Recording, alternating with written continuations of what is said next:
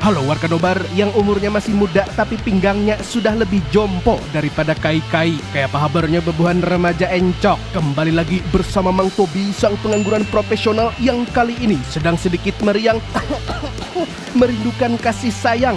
Maksudnya awak lagi kada nyaman, jadi belum bisa bawakan video hanyar, ditambah Bang Udin juga tepar. Sebagai gantinya, Nobar akan bawakan paket komplit aksi para sesepuh legend termasuk Jason Statham, Sylvester Stallone alias Rambo dan kawan-kawan yang cocok buat menemani pian rebahan sambil kerokan di kamar. So, tanpa berlama-lama lagi, siapkan mata, telinga, dan anu-anuan kalian semua. Mari kita nobar dan inilah The Expendables 1-4.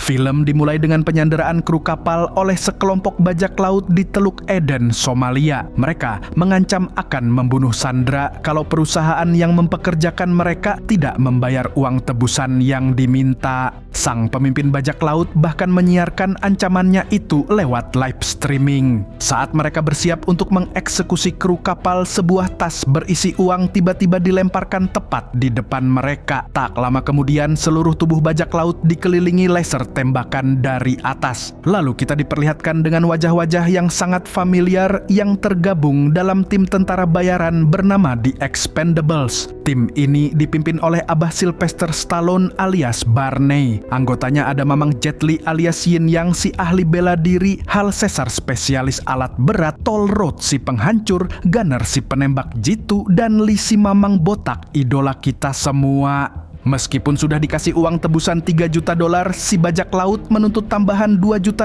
lagi karena mereka dianggap terlambat. Soalnya nih, katanya sebagai orang pelayaran apa-apanya itu harus disiplin. We want our money.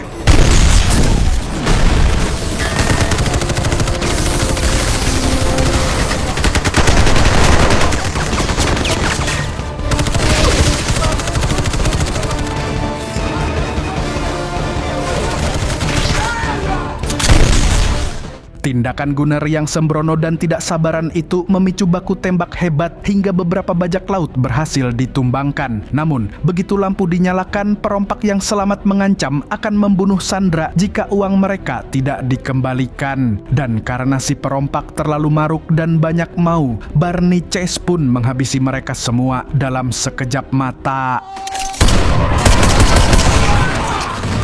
Setelah berhasil membebaskan para sandera, Gunner bersikap tak wajar dengan menggantung salah satu perompak yang sudah tewas. Barney pun mengingatkan bahwa meskipun mereka pembunuh bayaran, mereka tidak melakukan hal-hal konyol semacam itu. Yin Yang tak setuju dengan perilaku Gunner lantas turun tangan untuk menegurnya secara diam-diam. Namun, Gunner berhasil mengalahkannya dan hampir membunuhnya. Beruntung, Barney dapat mencegah perkelahian itu berlanjut. Lalu tim pun akhirnya bisa pulang naik pesawat jet yang jadi kendaraan dinas mereka.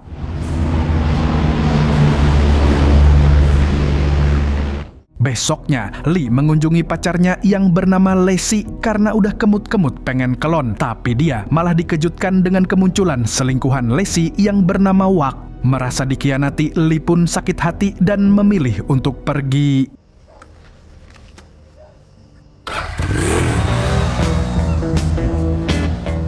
Dari situ dia langsung menemui Barney yang lagi bikin tato baru di tempat pria gondrong bernama Tool. Selain tukang tato, Tool juga berfungsi sebagai penasihat sekaligus manajer The Expendables. Dan saat itulah Tool mendapat telepon dari seseorang yang menawarkan misi baru untuk The Expendables. Well, I got 3 pieces of work and one to hell and back. Lalu keesokan harinya Barney bertemu dengan kliennya di sebuah gereja, tapi dia tidak sendiri. Di sana ada tentara bayaran lain bernama Mauser yang ternyata adalah Arnold Schwarzenegger, teman lama Barney. Klien yang menyebut dirinya Mr. Church ini menawarkan kontrak kepada mereka berdua untuk menggulingkan seorang jenderal diktator bernama Garza. Dia adalah orang yang berkuasa di Pulau Vilena di Teluk Meksiko, di mana masyarakatnya tertindas dan dieksploitasi kayak zaman VOC. Tapi setelah mendengar nama itu, Mauser memilih untuk menolak misi dan menyerahkannya kepada Barney saja. Barney kemudian meminta bayaran $5 juta dan 3 jutanya dibayar di muka. Church setuju dengan permintaan tersebut, namun ia mengancam akan membunuh seluruh tim jika mereka gagal dalam misi ini.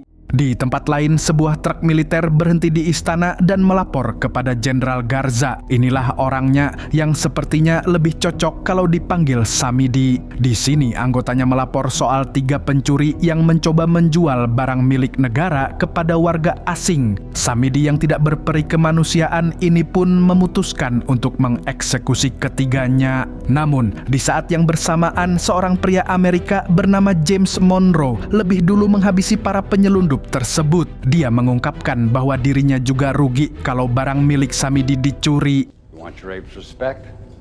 Snuff those two. Sekarang kita kembali ke Barney yang setibanya di markas langsung dihampiri oleh Gunner. Si jamet ini memohon-mohon agar tidak dikeluarkan dari tim dan berjanji tidak akan mengulangi kesalahan. Namun Barney tetap menolaknya karena dia tidak bisa percaya sama orang yang suka ngelem. Hal itu sontak membuat Gunner sangat kecewa. Kemudian Barney membicarakan soal misi kepada timnya yang lain. Tapi sebelum memutuskan mau mengambil misi atau tidak, Barney dan Lee akan pergi ke Vilena untuk survei lokasi.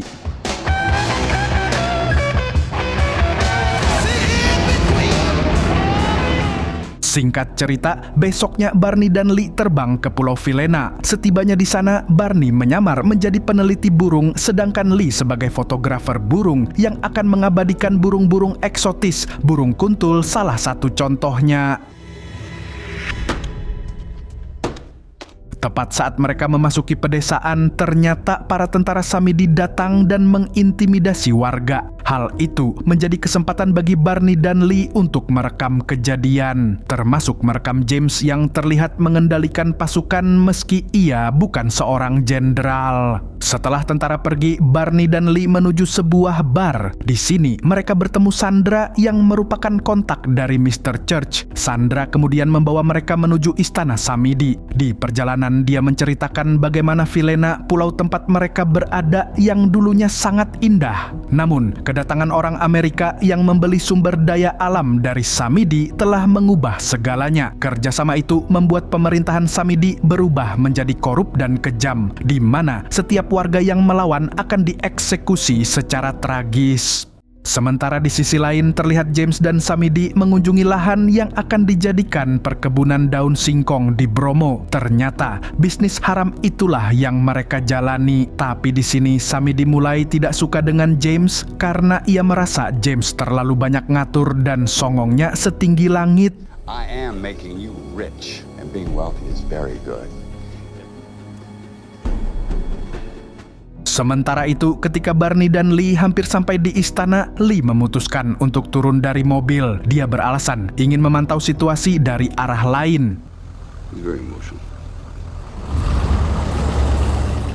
Setelah Barney dan Sandra melanjutkan perjalanan, mereka berhenti sejenak untuk mengamati wilayah sekitar istana. Barney pun menyimpulkan bahwa Vilena tidak dapat diselamatkan dan menyarankan Sandra untuk pergi demi keselamatannya. Namun, Sandra menolak karena ia masih memikirkan nasib para warga. Saat itu, tiba-tiba pasukan Samidi mengepung mereka. Di sini terungkap bahwa ternyata Sandra adalah putri dari Jenderal Garza alias Samidi. Saat para tentara menyeret Sandra ke dalam truk, Barney langsung melakukan perlawanan. Begitu pula dengan Lee yang datang untuk membantu.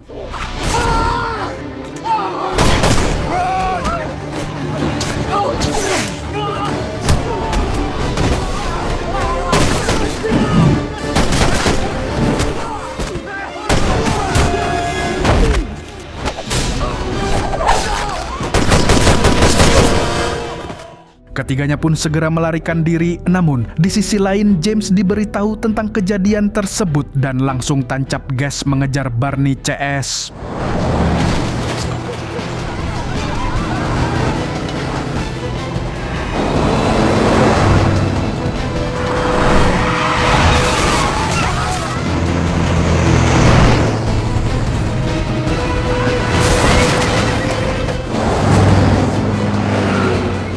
Dengan ugal-ugalan Barney mengendarai mobilnya menuju pelabuhan dan memerintahkan Sandra untuk ikut Lee naik ke pesawat. Begitu sampai di pesawat, Sandra justru berubah pikiran dan memilih kembali untuk membantu warganya. Di waktu yang bersamaan, Barney mulai menghabisi petugas pelabuhan agar bisa segera kabur dari pulau itu. Hey!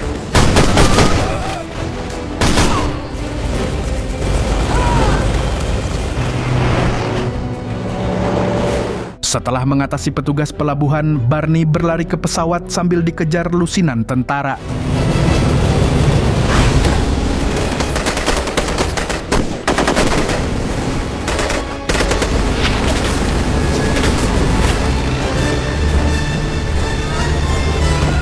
Merasa pemerintahan Samidi sangat kejam, Barney memutuskan untuk putar balik dan memberi pelajaran kepada mereka. Tembakan brutal dari senapan mesin pun meluncur dan aksinya berlangsung epik dan memukau.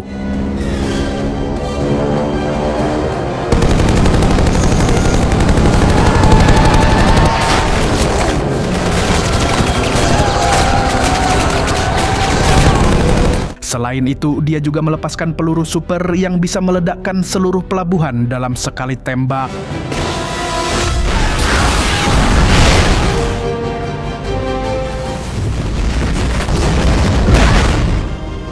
Great job.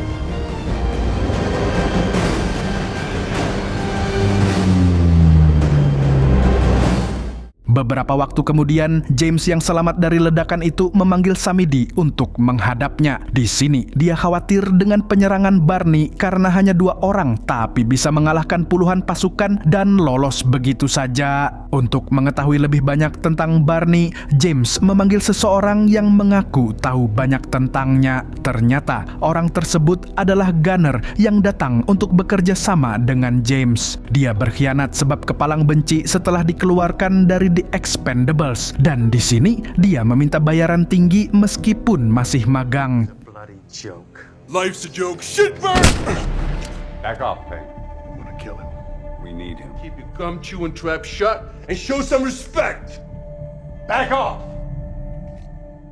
Di belahan dunia lain, Barney baru mengetahui bahwa Mr. Church adalah orang penting di CIA. Dan Church meminta Barney untuk membunuh Samidi, tetapi target yang sebenarnya adalah James Monroe. Karena ternyata James adalah mantan agen CIA yang memanfaatkan Samidi sebagai pelindung bisnis barang haramnya. Mr. Church ingin menghabisi Samidi agar James tidak lagi mendapatkan perlindungan sehingga bisnis haramnya pun hancur. Mr. Church tidak bisa mengirim pasukan khusus mengingat jika pasukannya dikirim maka Amerika akan mendapat sanksi dari PBB. Oleh karena itu, ia menyewa The Expendables untuk menyelesaikan misi beresiko tinggi ini. Namun, usai menyadari bahwa misi berbahaya ini dapat menghancurkan The Expendables, Barney pun memutuskan untuk membatalkan kerjasama.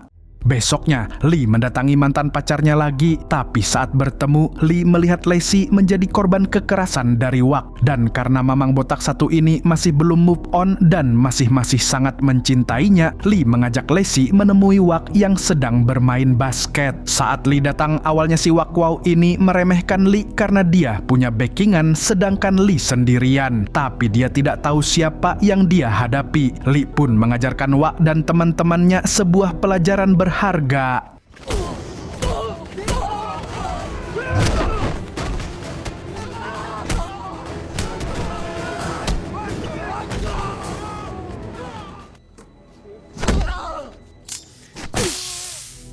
mematahkan tulang-tulangnya Wak dan geng basketnya, Lee pun memperingatkan Wak agar tidak menyentuh Lacey lagi. Sementara itu, Barney menemui Tool untuk bercerita tentang Sandra yang kini dianggap sebagai buronan oleh ayahnya sendiri. Sandra juga dianggap sebagai pengkhianat yang membantu Barney melarikan diri. Tool pun memberi wejangan kepada Barney yang pada akhirnya membuat Barney memutuskan untuk menyelamatkan Sandra. Meskipun pembunuh bayaran yang orientasinya adalah uang, tapi Barney tergerak untuk menolong Sandra karena merasa harus melindungi orang yang tidak bersalah.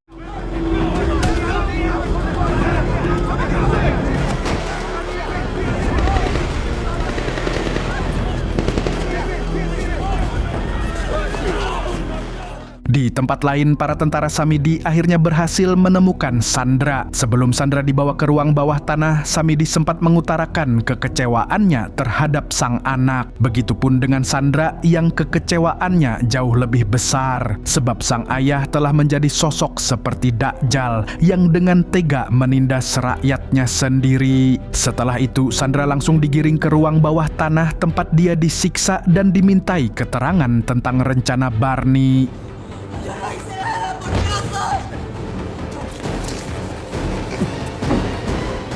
Keesokan harinya, Barney memberitahu timnya bahwa dia akan kembali ke Vilena seorang diri untuk menyelamatkan Sandra. Keputusan itu sontak membuat Lee kecewa karena sebelumnya Barney telah membatalkan misi, namun kali ini ia kembali hanya demi seorang wanita. Sementara itu, Yin Yang justru bersemangat untuk membantu. Walaupun di awal dia ini tipe orang Cina yang fulus jadi tujuan utama, tapi sekarang dia rela membantu Barney meskipun tanpa bayar.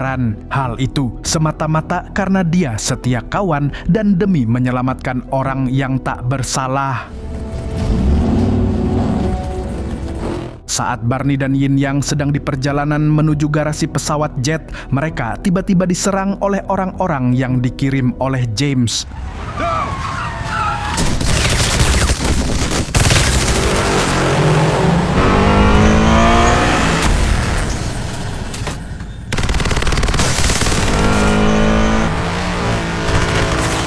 Tak disangka-sangka di antara mereka ada gunner yang siap menghabisi Barney demi imbalan uang sekaligus demi balas dendam. Aksi saling kejar serta saling tembak pun berlangsung sengit.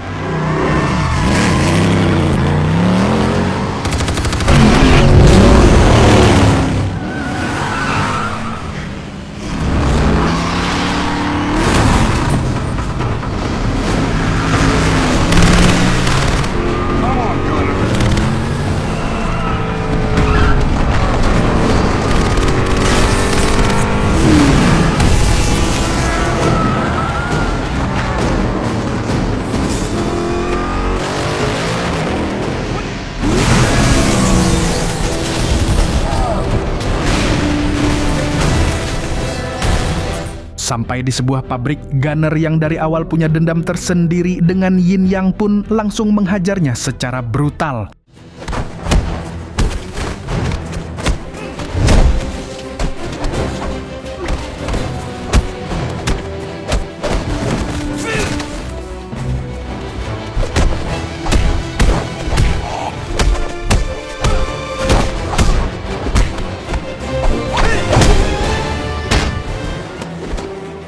Namun, sebelum gunner melempar tubuh Yin Yang, ia lebih dulu ditembak oleh Barney. Setelah itu, Barney mendekati gunner dan memberitahu bahwa tembakannya tidak mengenai jantung. Jadi dia masih punya waktu untuk mengucap 2 kalimat syahadat. Dan meskipun gunner sudah melakukan kesalahan besar, Barney memutuskan untuk memaafkannya. Itu menunjukkan bahwa Barney sebenarnya memiliki hati yang luas, walaupun sudah dikhianati. Lalu sebelum gunner sakaratul maut, Barney menanyakan siapa orang yang telah membayarnya untuk menghabisi Barney.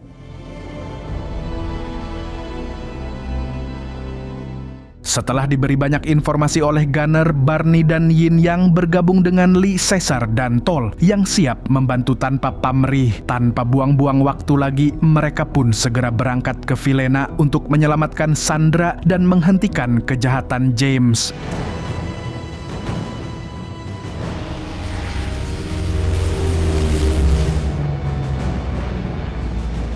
Setibanya di istana Samidi, mereka mulai berpencar dan menghabisi pasukan yang berjaga. Selain itu, mereka juga memasang bom di berbagai sudut istana.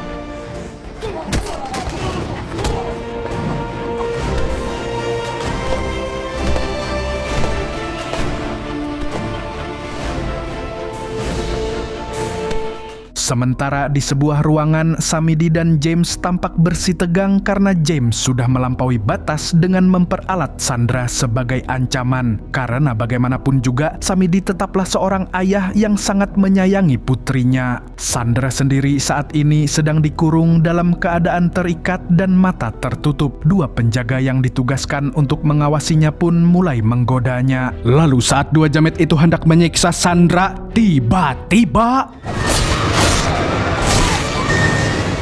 Barney muncul dan berhasil menghabisi mereka dengan brutal. Namun, saat Barney dan Sandra mencoba melarikan diri, mereka disergap oleh anak buah James yang dipimpin oleh tangan kanan James. Ketika Barney berhasil dilumpuhkan, saat itulah Sandra dibawa ke hadapan ayahnya, yakni Samidi.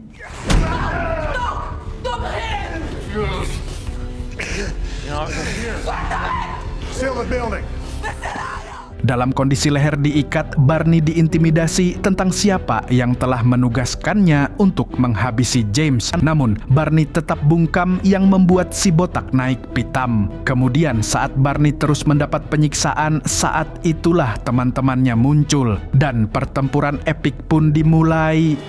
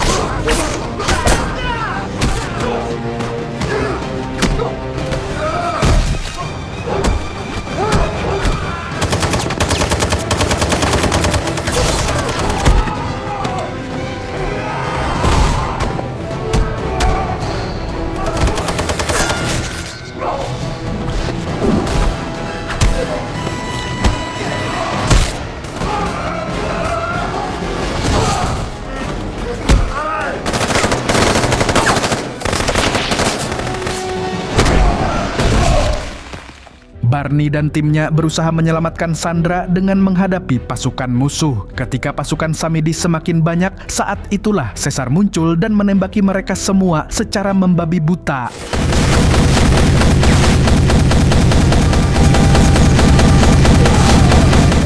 Kemudian Barney CS mencoba keluar dari istana, tetapi mereka terperangkap oleh ratusan pasukan Samidi. Di waktu bersamaan, Samidi mulai menyampaikan pidato kepada seluruh pasukannya. Dia mengaku telah membuat kesalahan besar karena bekerja sama dengan orang Amerika. Namun di tengah pidatonya itu, tiba-tiba setelah menghabisi Samidi, James melibas seluruh pasukan Samidi tanpa ampun. Dia juga segera membawa Sandra keluar dari istana. Begitu mereka keluar, Barney langsung meledakkan bom yang dipasang sebelumnya.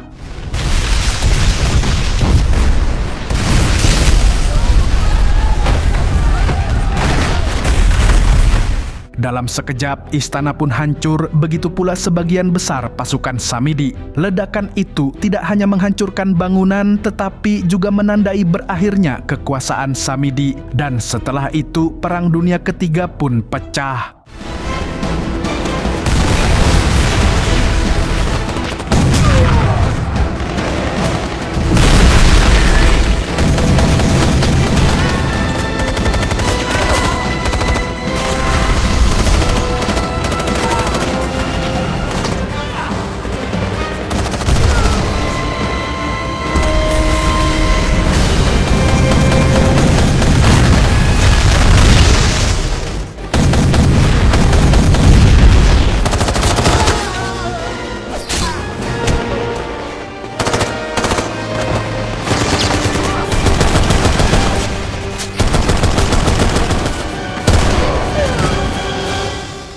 Pertempuran terus berlanjut ketika James dan anak buahnya berusaha membawa Sandra ke helikopter. Melihat itu, Yin Yang meledakkan parit dan menciptakan api sebagai penghalang.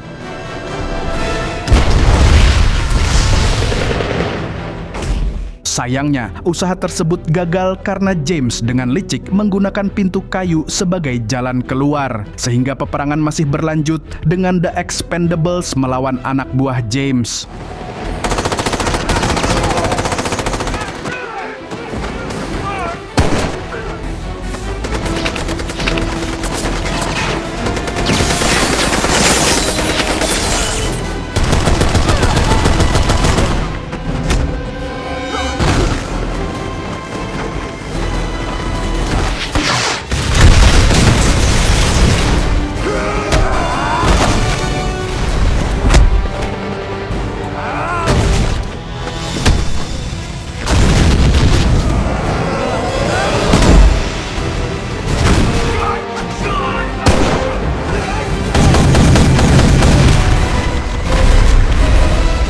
Barney yang tidak kehabisan akal pun meminta Tol yang kekuatannya besar untuk melemparkan rudal ke arah helikopter.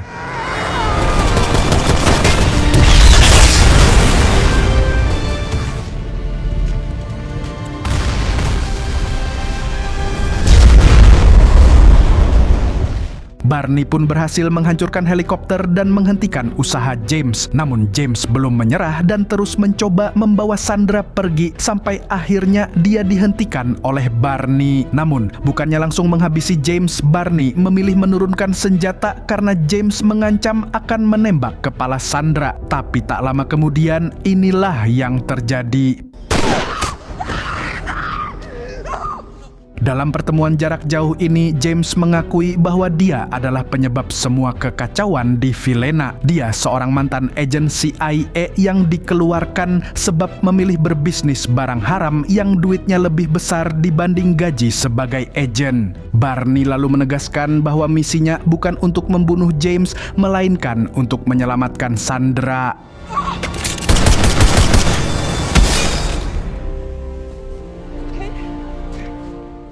Setelah mengalahkan James, Barney dan timnya berpamitan dengan Sandra yang dengan ringan meminta Barney untuk datang lagi suatu saat dan mencicipi masakannya. Mungkin saja sih dia akan kembali, namun untuk saat ini masih banyak misi yang menantinya.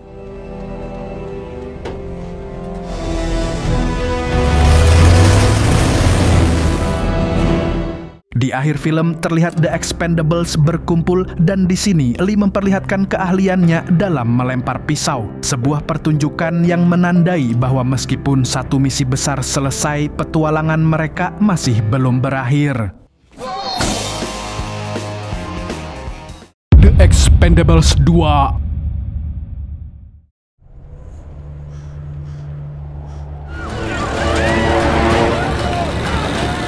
Cerita dimulai di wilayah Nepal di mana sekelompok pemberontak menyandra seorang miliarder asal Cina dan seorang tentara bayaran yang ingin menyelamatkan miliarder itu. Identitas tentara bayaran itu tidak diketahui karena wajahnya ditutup dengan karung.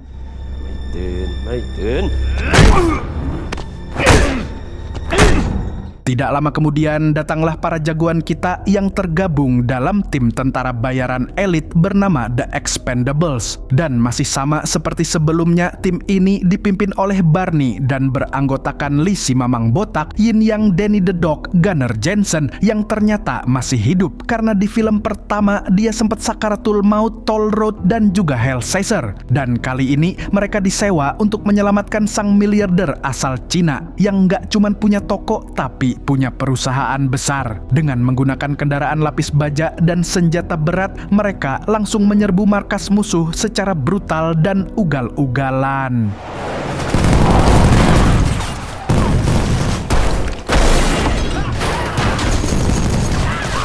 Come on, you bastard!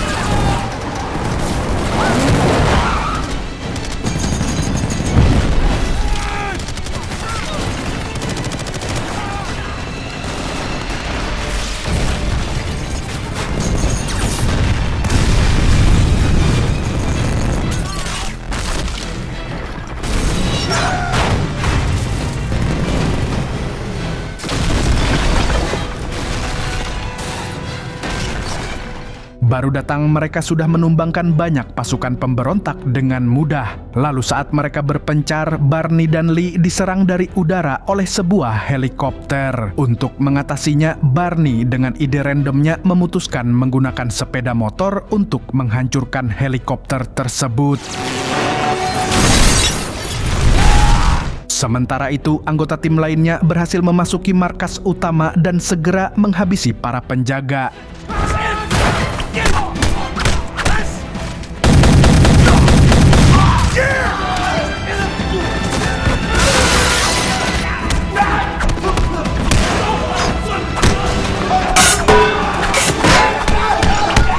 Lalu Barney dan Lee akhirnya mencapai ruang penyanderaan. Beberapa saat kemudian, saat si pemberontak hendak menghajar si Sandera, tiba-tiba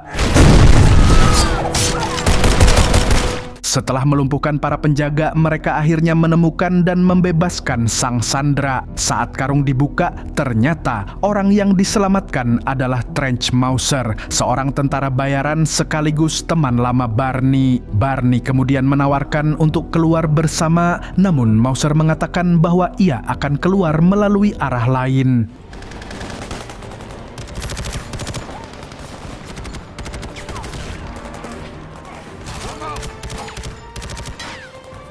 Dengan tercapainya tujuan utama, tim Expendables pun segera melarikan diri melalui hutan. Namun saat menggunakan tali untuk meluncur ke bawah, mereka diserang oleh tentara musuh.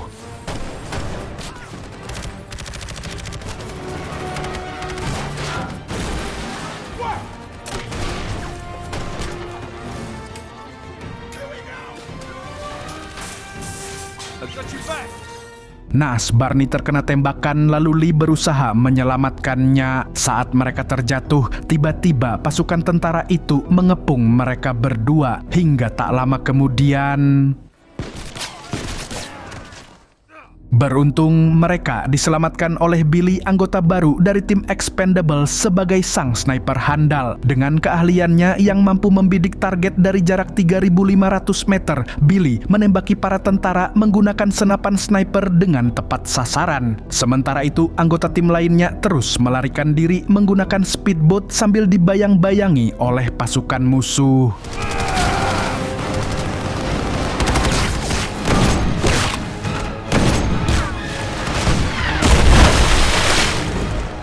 Beruntung Barney dan Lee datang menjemput menggunakan kendaraan dinas mereka, yaitu pesawat jet.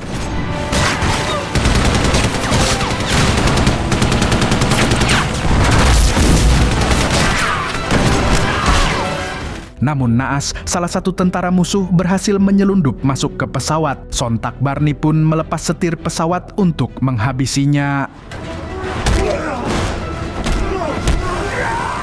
Setelah berkumpul kembali, tim pun menghadapi tantangan terakhir sebelum kabur, yakni menghadapi sekelompok musuh yang menghadang di jembatan. Namun berkat kerjasama dan keahlian mereka, The Expendables berhasil menghancurkan jembatan dan melanjutkan pelarian menggunakan pesawat.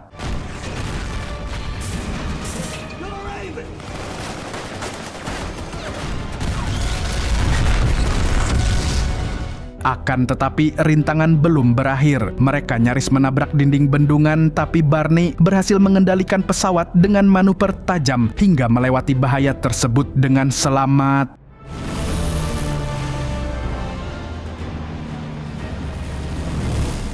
Setibanya di wilayah Cina, Yin Yang mengambil alih tugas untuk mengantarkan si miliarder kepada pihak yang menyewa mereka. Misi ini pun menjadi tugas terakhir bagi Yin Yang yang memutuskan untuk mudik dan pensiun dari dunia kebrutalan demi menjalani kehidupan baru sebagai Wong Fei Hung. Untuk menghemat waktu, tanpa basa-basi Yin Yang dan si miliarder langsung terjun dari pesawat karena mereka males nyari parkiran pesawatnya. Setelah menyelesaikan misi, para tim kembali ke Amerika Serikat dan merayakannya dengan minum bandrek bersama di sebuah bar. Kemudian Billy dan Barney ngobrol serius membicarakan tentang tugas terakhir Billy sebelum dirinya izin cuti. Billy menjelaskan bahwa ia ingin mengunjungi kekasihnya yang merupakan orang Prancis karena sudah kangen berat. Barney pun menyetujui keputusan Billy karena menurutnya jika Barney masih muda, ia akan melakukan hal yang sama seperti Billy.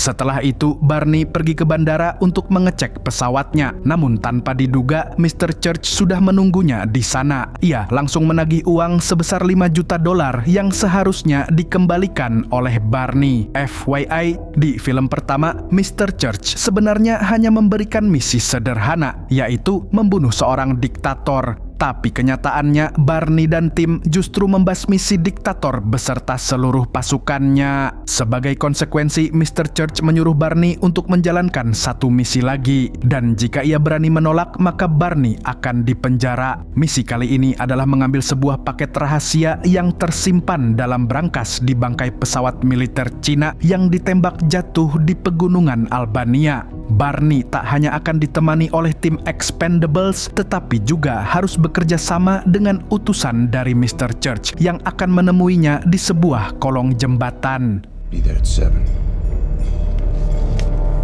Setelah menyetujui misi tersebut, Barney pergi ke kolong jembatan untuk bertemu dengan agen utusan Church. Ternyata, agen itu adalah seorang wanita bernama Maggie. Alasan Maggie harus ikut dalam misi ini adalah karena dia satu-satunya agen yang bisa membuka perangkat pengaman di dalam brankas tersebut. Perangkat itu memiliki sistem pengaman canggih di mana kode aksesnya akan berubah setiap 120 detik.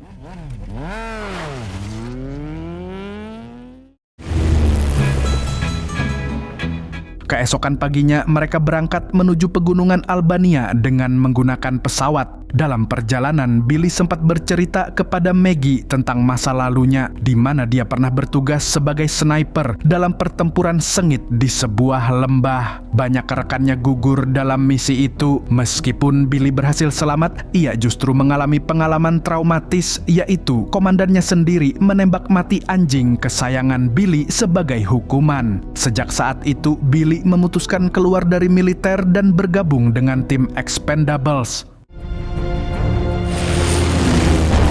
Setibanya di lokasi, mereka mendaratkan pesawat di sebuah area sungai lalu melanjutkan perjalanan menuju lokasi jatuhnya pesawat dengan berjalan kaki. Billy ditugaskan oleh Barney untuk mengawasi tim dari ketinggian dengan snipernya. Tim Expendables akhirnya berhasil menemukan bangkai pesawat yang selama ini belum tersentuh oleh pihak manapun. Mereka juga menemukan perangkat rahasia yang masih tersimpan di dalam sebuah brankas berteknologi tinggi. Namun, brankas tersebut dilengkapi sistem pengunci otomatis yang rumit, sehingga Barney membutuhkan bantuan dari Caesar dan Lee untuk membukanya.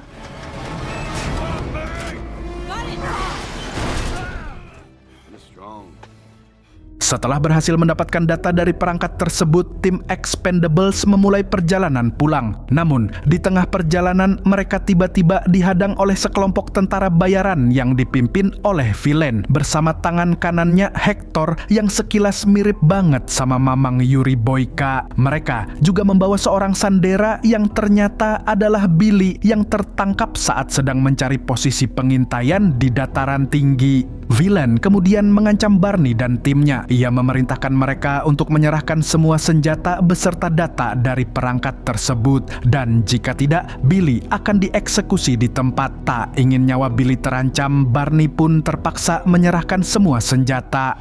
Drop him!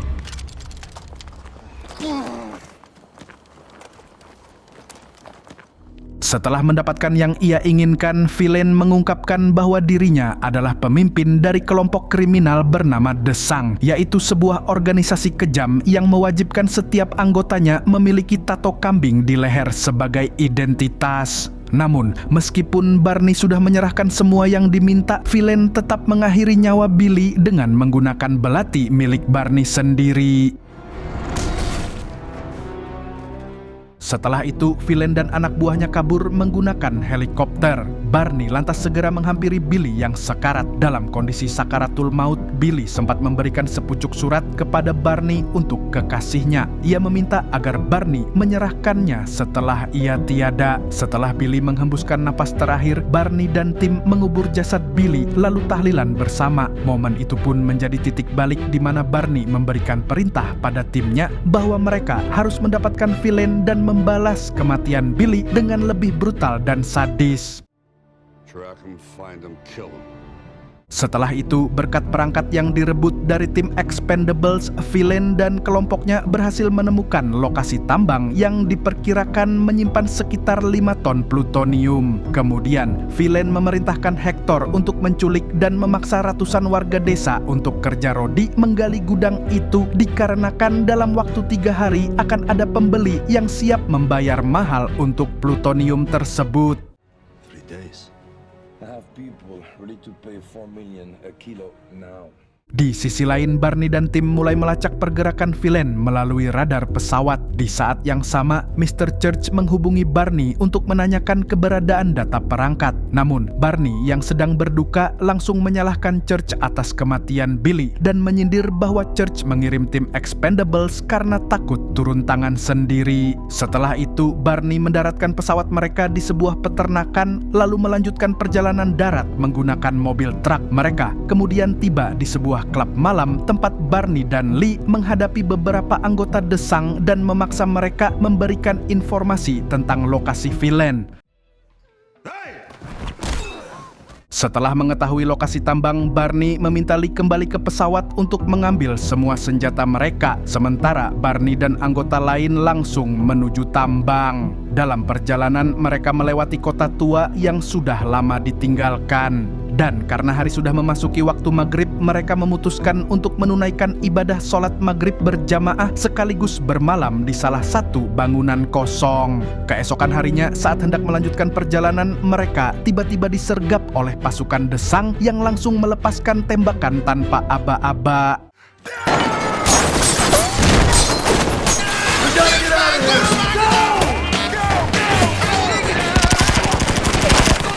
Barney dan tim pun mulai kehabisan peluru, namun tiba-tiba seseorang muncul dan menghancurkan salah satu tank milik musuh. Orang tersebut ternyata adalah seorang veteran perang bernama Booker yang merupakan teman lama Barney. Well, now you do.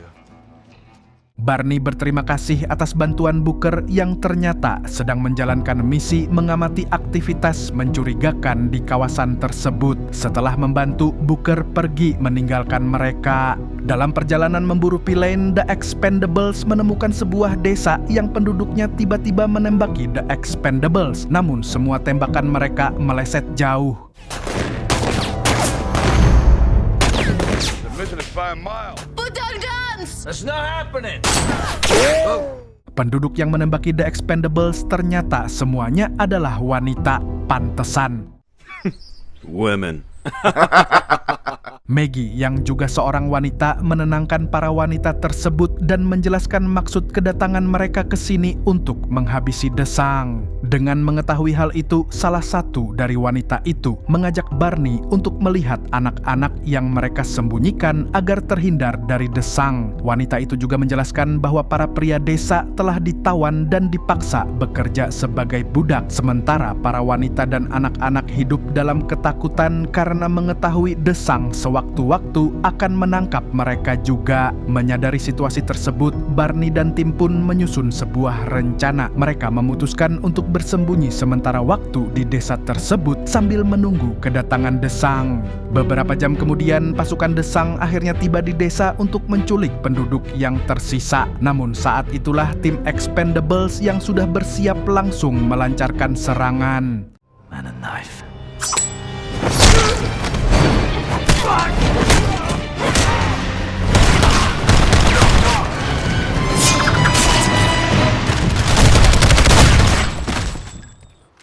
Sementara itu, Villain dan Hector akhirnya berhasil menemukan lokasi penyimpanan plutonium. Mereka mulai mengangkut plutonium ke atas truk untuk segera dibawa pergi. Tim Expendables akhirnya tiba di area tambang. Namun setelah menyisir sekeliling, mereka tidak menemukan jalur aman yang bisa dilalui untuk masuk ke dalam. Karena itu, mereka memutuskan untuk kembali ke pesawat dan menggunakan pesawat tersebut untuk menembus langsung ke dalam wilayah tambang dengan ugal-ugalan kayak mereka punya 9 nyawa.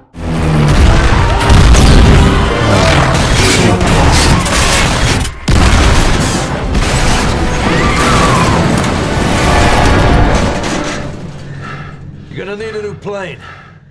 Setelah berhasil menerobos masuk ke dalam area tambang dengan mengorbankan pesawat mereka, Barney dan tim langsung bergerak untuk menghabisi pasukan desang yang masih berada di dalam. Namun sayangnya, villain telah lebih dulu melarikan diri sambil membawa plutonium yang berhasil ia kumpulkan. Villain juga sengaja meledakkan tambang yang menyebabkan tim Expendables bersama para pekerja paksa terjebak di dalamnya.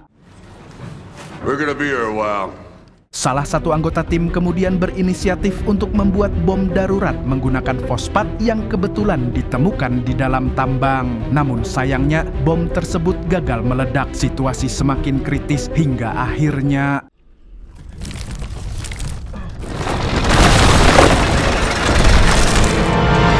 I'm back. saat Barney dan Mauser sedang mengamati para pekerja tambang yang kini mulai tersenyum bahagia setelah berhasil diselamatkan, tiba-tiba Church muncul. Kedatangannya kali ini membawa kejutan. Ia menyatakan bahwa dirinya akan ikut bergabung bersama tim untuk mengalahkan villain. You wanna kick Verlaine's ass or not? Church, Mauser, dan tim Expendables kemudian menggunakan helikopter untuk mengejar villain yang saat itu sedang dalam perjalanan menuju bandara untuk melarikan diri. Setibanya di bandara, tim Expendables bersama Church dan Mauser langsung melepaskan tembakan ke arah pasukan villain. Namun, truk besar yang dikendarai villain terlalu kuat dan berhasil menerobos masuk ke area bandara. Dan dari sinilah pertempuran sengit antara kedua kubu pun tak terhindarkan.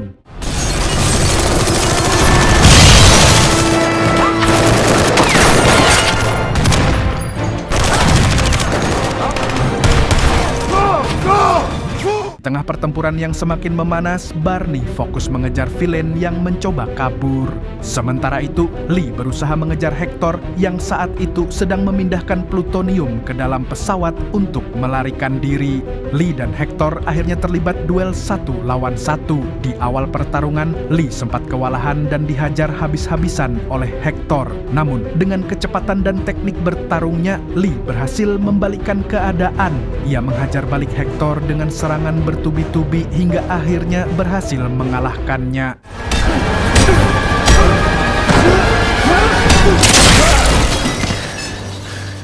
Sementara itu, Barney berhasil menemukan villain yang tengah bersembunyi. Karena kehabisan peluru, villain menantang Barney untuk bertarung 1 lawan 1 tanpa senjata, tanpa alat bantu, hanya adu kekuatan, nyali, dan baku pukul. Tentu saja Barney menerima tantangan itu, dan pertarungan sengit antara keduanya pun dimulai.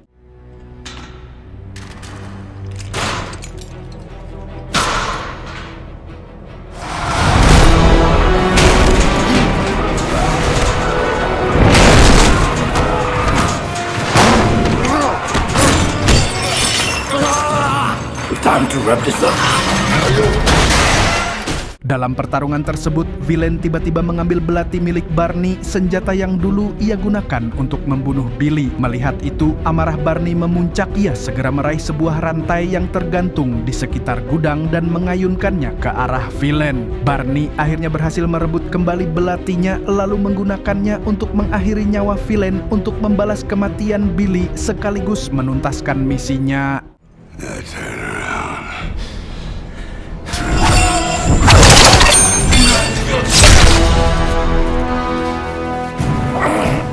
Setelah semuanya berakhir, Barney menyerahkan kepala villain kepada Church sebagai bukti bahwa misi telah diselesaikan. Mr. Church pun berhasil mengamankan kembali seluruh plutonium yang sebelumnya hampir jatuh ke tangan yang salah. Di tempat itu pula, Barney kembali bertemu dengan Booker. Kali ini, Booker memutuskan untuk bergabung bersama Church. I thought you were the lone wolf. Sometimes it's fun to run with the pack.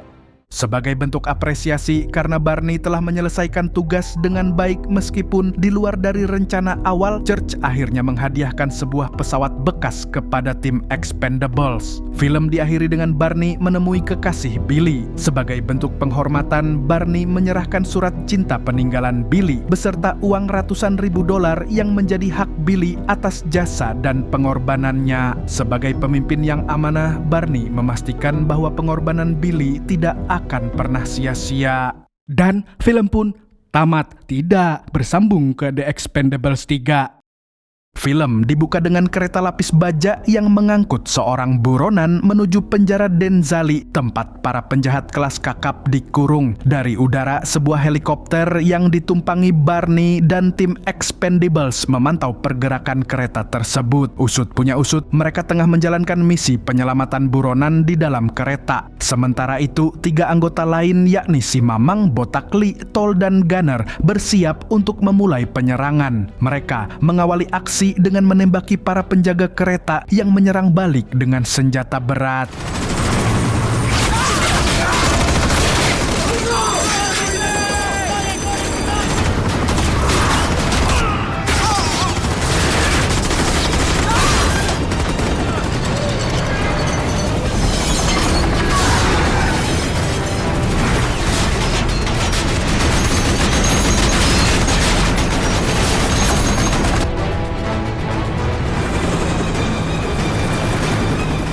Beruntung, kereta terjatuh akibat tersangkut kabel listrik. Tanpa menunggu banyak waktu, tim Expendables langsung turun ke gerbong dan menghabisi penjaga tanpa tersisa. Di sana, mereka berhasil membebaskan target buronan mereka yang merupakan mantan anggota Expendables bernama Doc. Namun bukannya langsung kabur, Doc malah menatap foto sosok jenderal. Tak sampai situ, ia malah kabur dan menyerang para penjaga termasuk masinis di ujung kereta. Usut punya usut, ternyata Doc melakukan ini karena sakit hatinya kepada sang jenderal. Lalu sebelum menyelamatkan diri, Doc sengaja menggaspol kereta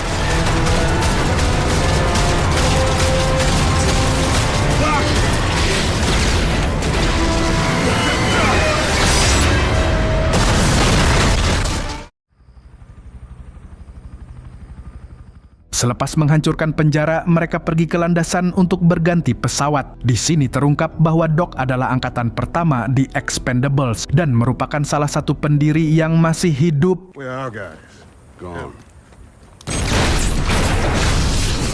Di dalam pesawat, Doc mulai berkenalan dengan anggota Expendables lainnya. Di sini, Doc pun menceritakan kepada Gunner dan Toll Road kalau dia pernah menjadi ahli medis sebelum hijrah ke dunia pergelutan. Dia lalu mengisahkan awal mula berdirinya di Expendables. See, Barney's still hanging the tags up there. He started out with 5, built up to 22. Setelah mendongeng, Doc pun meminjam pisau milik Gunner untuk mencukur brewoknya yang sudah lebat. Tak lama, Doc datang menemui Lee dan Barney di kemudi pesawat. Ia diberitahu Barney bahwa setelah ini mereka tidak akan pulang, namun menjalankan misi baru, di mana mereka harus menangkap seorang pedagang senjata bernama Victor Min yang akan transaksi jual beli bom di sebuah dermaga di Somalia. Doc sempat menolak berangkat jikalau pisau-pisau kesayangannya tidak ada. Namun tak disangka-sangka, Barney sebagai pemimpin yang care dan amanah sudah membawa semua barang kepemilikannya. That's my shit. It is your shit.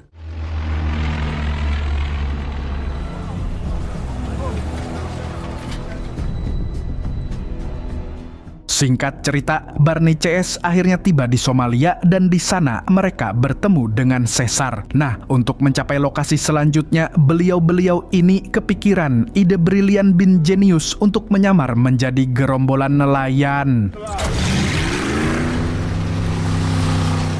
Kemudian setibanya di lokasi, Barney langsung memimpin pasukan untuk menemukan target, sementara Caesar dan Gunner mengawasi mereka di perahu.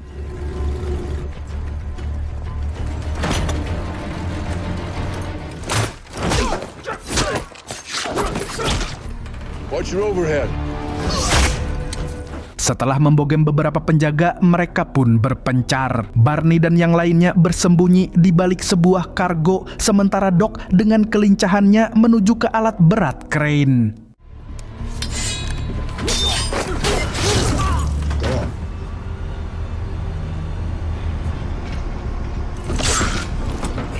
Doc langsung memindahkan kargo yang berisi rekan-rekannya agar mereka bisa melihat sosok Victor Min dari atas. Tapi tak disangka-sangka, sungguh tiada yang menduga target mereka adalah Conrad Stonebanks. Siapa dia? Nah, beliau ini adalah sahabat lama Barney, salah satu pendiri The Expendables yang sudah lama AFK. Ternyata sekarang ia mengganti namanya menjadi Victor aka Samidi untuk keperluan bisnis setelah berubah menjadi jahat. Mengetahui hal itu, Barney dan timnya pun tanpa pikir panjang langsung membabi buta menyerang Samidi CS.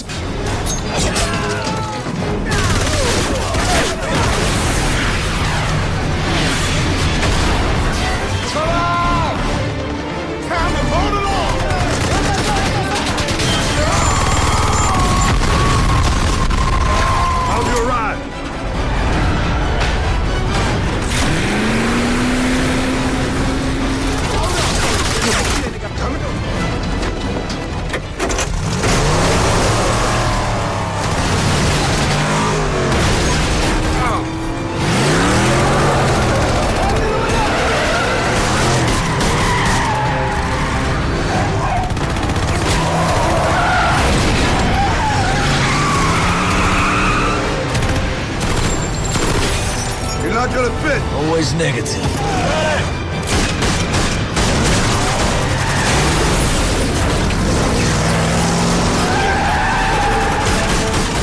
Gencatan senjata pun terjadi antara tim Expendables dan Samidi. Kemudian, dari atas perahu Caesar yang melihat timnya terdesak pun bergabung dengan tim menggunakan cara yang sangat epik.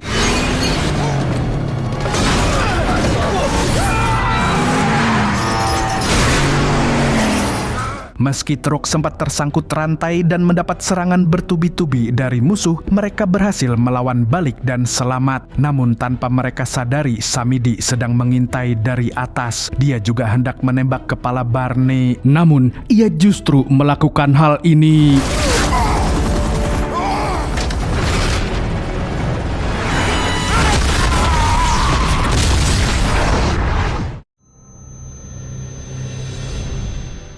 Setelah ledakan itu, tim mencoba memberi pertolongan kepada Caesar. Tetapi karena kondisinya sudah cukup parah, mereka pun membawa Caesar ke rumah sakit untuk mendapatkan perawatan intensif.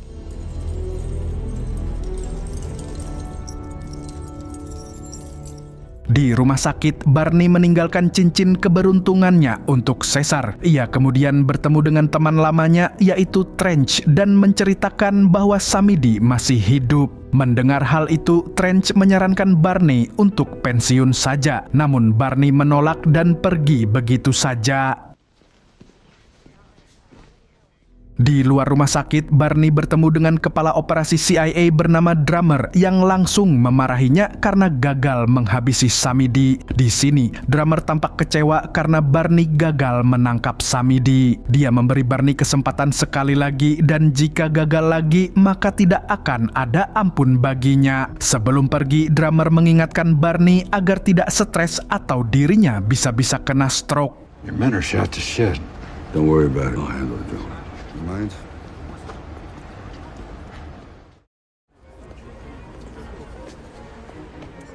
Bersamaan dengan itu, Samidi tengah menghadiri sebuah pameran seni di Rusia. Ia membeli sebuah lukisan yang menurutnya tidak bagus sama sekali. It's shit. What do you want for it? $3 million. Done. Di pihak lain, Barney mengumpulkan tim Expendables di sebuah bar. Di sana, ia terang-terangan membubarkan tim dan menyuruh mereka bertobat ke jalan yang benar. It's over. We're done. Live your lives while you can. Keputusan itu membuat rekan-rekannya tidak terima, termasuk Lee yang kemudian menyusul Barney untuk menyampaikan kekecewaannya. Namun, Barney mengabaikan Lee kemudian pergi begitu saja.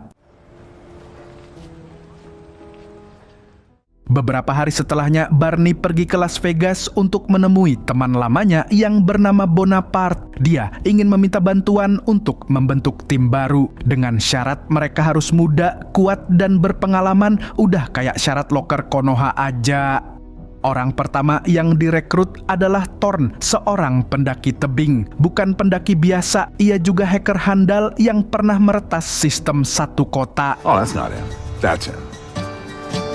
I could do that.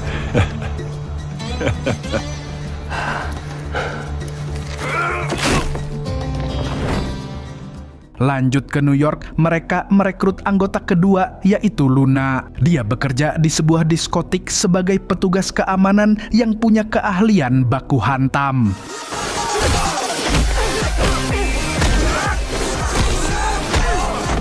I could do that.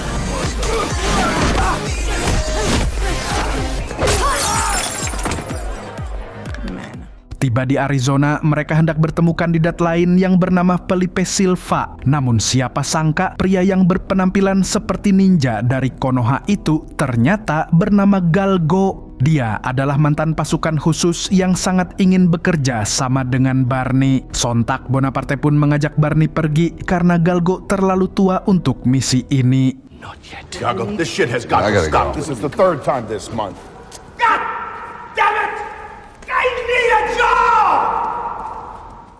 Karena gagal direkrut, Bonaparte pun menggantinya dengan orang lain, yaitu Mars. Dia adalah ahli senjata sekaligus ahli menembak. Barney langsung menyukainya. In the industry, a lot of skills, Marine, special operator. Mereka kemudian pergi ke Meksiko untuk bertemu rekrutan terakhir, yaitu John. Tidak pakai IQ 7, mantan prajurit yang banting setir menjadi petarung jalanan. Sayangnya, John saat itu kalah dalam pertarungan, tapi Barney tetap terkesan dan akhirnya memasukkannya ke tim baru. You didn't waste your time. Singkat cerita, saat Barney hendak kembali ke markas, tiba-tiba drummer sudah berada di dalam mobilnya. Dia kemudian memberi informasi tentang keberadaan Samidi. Satellite map, coordinates for where he'll be. Diketahui Samidi sedang berada di kota Bukares dan Barney harus segera menangkapnya. Namun, drummer meminta untuk menangkap Samidi hidup-hidup karena pihak CIA ingin menyerahkan Samidi ke pengadilan militer di Den Haag, Belanda. Sebelum pergi, drummer memperingatkan Barney untuk tidak gagal dalam misi ini. Don't trash the place.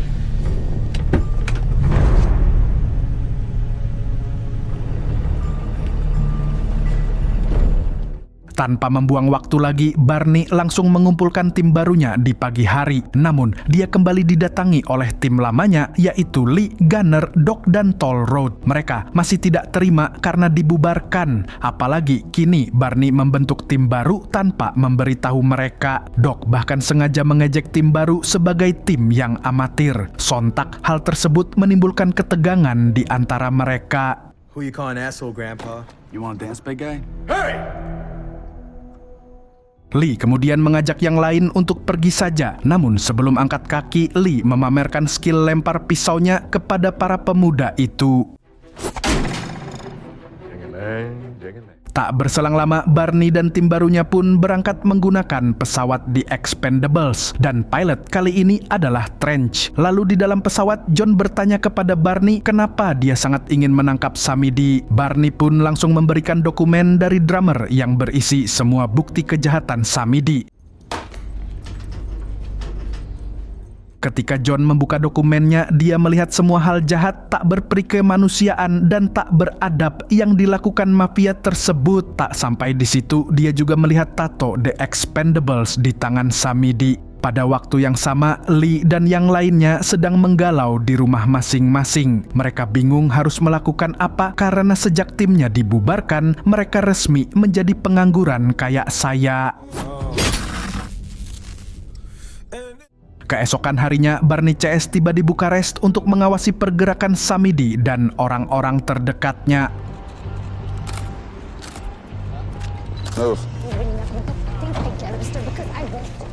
Setelah mengintai keamanan lawan, Barney and the gang pun kembali ke markas untuk membicarakan strategi mereka. Awalnya, Barney menyarankan agar tim langsung menggerebek lokasi jual beli senjata. Akan tetapi, tidak ada yang setuju dengan rencana tersebut karena terlalu berisiko. Di sisi lain, Thorne mengajukan rencana lain, yaitu meretas sistem hotel yang ditinggali oleh Samidi. Karena dengan demikian mereka bisa menyusup lalu menangkap Samidi. Kali ini semua anggota setuju dengan rencana Thorne. Bam. Bam. Let's go.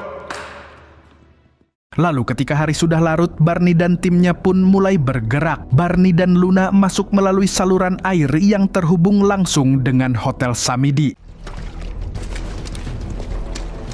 Sementara itu, Thorne akan bertugas mengendalikan drone pengintai untuk melaporkan situasi di luar.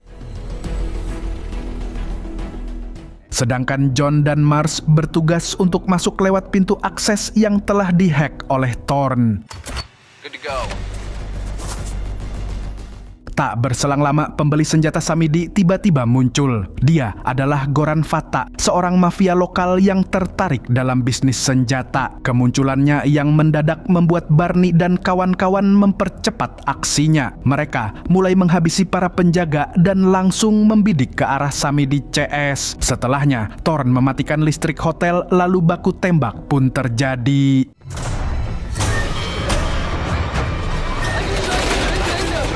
Stonebanks is moving, watch it.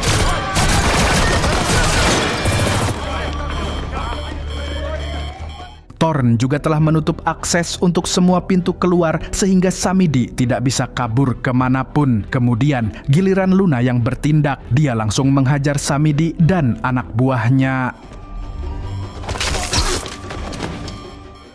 Singkat cerita, Barney CS menculik Samidi dan menyekapnya. Di dalam mobil, Barney menonjok Samidi tanpa ampun.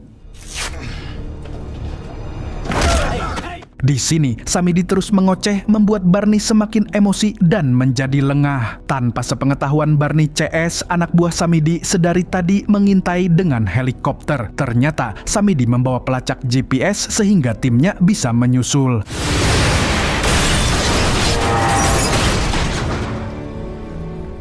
Tidak sampai di situ, anak buah Samidi menembakkan roket ke arah Barney dan membuatnya terpental ke dalam sungai. Namun, karena terbawa arus, Samidi tidak bisa menemukannya. Oleh karena itu, dia memutuskan untuk menculik Thorne dan yang lainnya dan akan menjadikan mereka umpan. I need a body, find him. Pagi harinya, antek-antek Samidi menemukan Barney yang terdampar di pinggir sungai. Di sini, Barney tidak tinggal diam. Dia langsung membrutal dan menghabisi semua jamet itu dalam hitungan detik. Selepas membrutal, Barney kembali ke pangkalan udara untuk menemui Trench. Tak berselang lama, Barney mendapat kiriman video dari Samidi yang menyekap dan menyiksa timnya. Dia mengancam akan membunuh mereka kalau Barney tidak muncul dalam 48 jam ke depan. 48 hours I got from you. Want him? Come get him. Barney pun memutuskan untuk menyelamatkan anak buahnya. Trench berusaha membujuk supaya Barney mau memanggil Lee dan kawan-kawan. Tetapi dia tidak mau karena mereka sudah pensiun. Dan tak lama kemudian muncullah sosok Galgo. Dia meyakinkan Barney untuk membawanya dalam misi ini. Walaupun sempat ragu, Barney akhirnya menerima Galgo berkat kegigihannya dalam membacot. Help me with the crate. Galgo sounds like a Parisian hooker. Bahkan saat Barney sibuk menyiapkan pesawat, yang dilakukan Galgo hanyalah menceritakan masa lalunya. Tapi apa boleh buat, Barney memang membutuhkan bantuannya. Singkat cerita, pesawat pun siap untuk diterbangkan. Namun, ketika hendak lepas landas, tiba-tiba pesawatnya dicegat oleh Lee dan kawan-kawan. Mereka juga ingin ikut dalam misi ini. What the hell are you doing here? Mau tak mau, Barney pun membiarkan mereka ikut. Di dalam pesawat, Barney dihubungi lagi oleh drummer yang memberikan informasi tentang lokasi terkini dari Samidi dan pasukannya. Drummer juga mengingatkan kembali bahwa Samidi tidak boleh terbunuh. Dia harus ditangkap hidup-hidup. Those are orders, Barney. Di lain pihak, drummer memilih untuk terjun langsung ke lapangan. Walaupun sudah bau tanah, dia masih tetap ingin membrutal. Tidak sendirian, dia ditemani oleh Trench dan Yin Yang alias Mamang Jet Li yang di episode sebelumnya sudah pensiun dan jadi Wong Fei Hung. I thought church was asshole.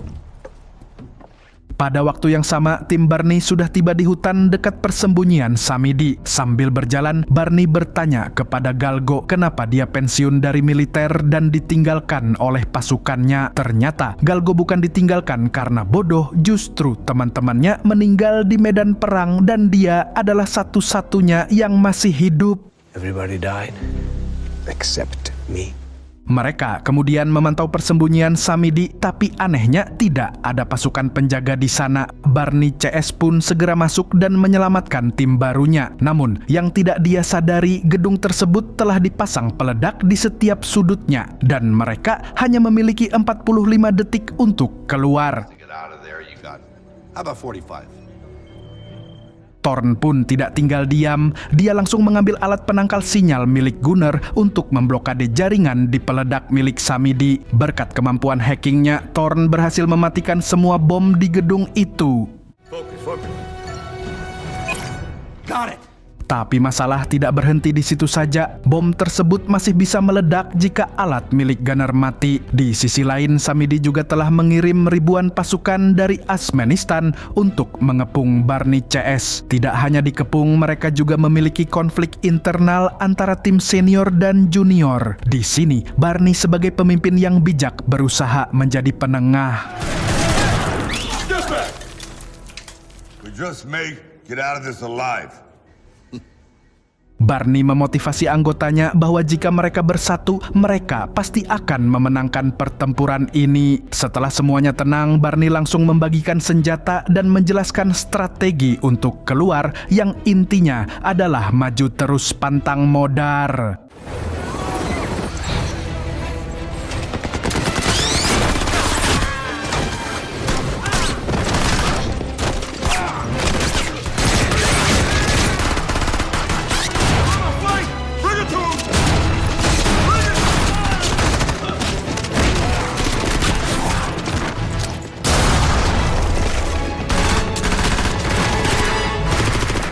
Sepuluh pasukan elit ini bertarung tanpa rasa takut sedikit pun. Meski dengan senjata yang seadanya, mereka mampu bertahan dari serangan tank baja dan serbuan musuh yang tidak terhitung.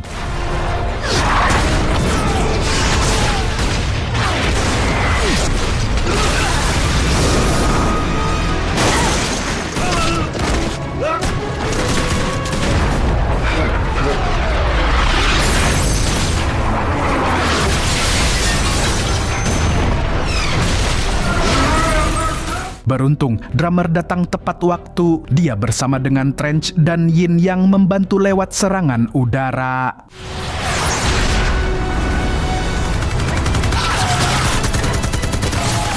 Berkat bantuan drummer, tim Barney menjadi lebih leluasa dalam menyerang. Dan hal tersebut pun membuat Samidi murka. This is not happening. You want to do something? Di sudut lain, Luna sedang berjibaku dengan para tentara, sedangkan Galgo sibuk menghindari serangan jarak jauh. Dan ajaibnya, dia tidak terluka sedikit pun. Galgo kemudian membantu Luna untuk membabat tentara musuh hanya dengan satu terjangan saja. Sementara itu di udara, drummer tengah mengincar helikopter musuh. Begitu mendekati target, Yin Yang segera melepaskan tembakan bertubi-tubi. Di waktu yang sama, Gunner dan Toll Road membajak tank baja musuh untuk melakukan serangan balik.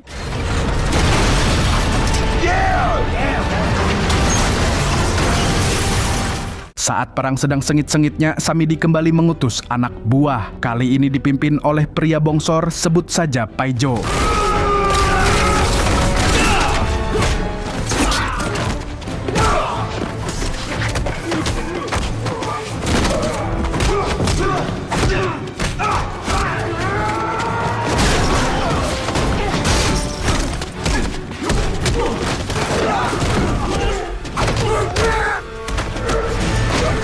Namun hanya dalam waktu singkat, Lee dan kawan-kawan mampu membalik keadaan dan melumpuhkan Paijo beserta antek-anteknya.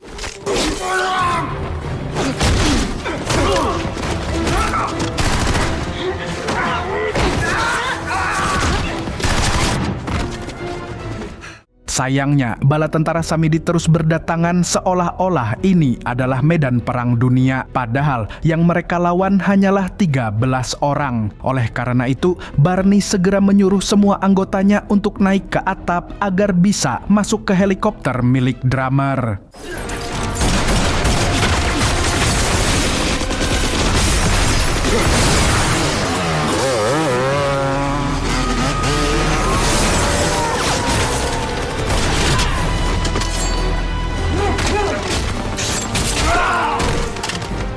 Di lain pihak, Samidi pundung karena pasukannya tidak becus melawan Barney and the gang. Dia pun akhirnya memutuskan untuk terjun ke lapangan. Ketika yang lain sudah sampai ke atap, Barney tiba-tiba ditembak oleh Samidi.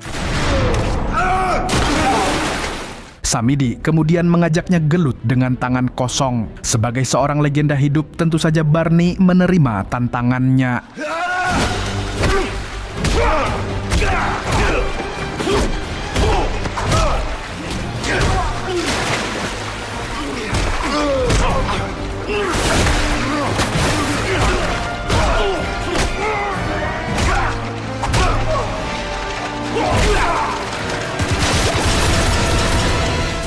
Barney yang sudah lelah kembali bangkit lagi dan berhasil mengalahkan Samidi. Tapi sayangnya alat penangkal sinyal mati sehingga bom di gedung pun meledak.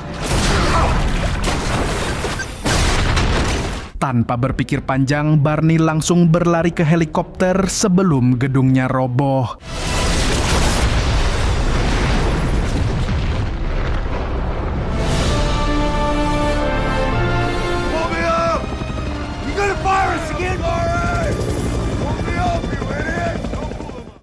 Setelah berperang, Barney mengadakan pesta beras kencur di kedai Mbok Yuni. Di sini, Caesar terlihat sudah kembali bergabung. Drummer juga ikut menghadiri pesta tersebut. Dia tidak kecewa pada Barney sebab gagal membawa Samidi hidup-hidup. Drummer justru senang karena bisa bekerja sama dengannya. Sementara itu, Galgo kini resmi menjadi anggota The Expendables yang baru. Thank God, because I already spent a fortune on this. Semua orang pun gembira, termasuk Trench yang kembali dari pensiun dan akan terus membrutal bersama Yin Yang.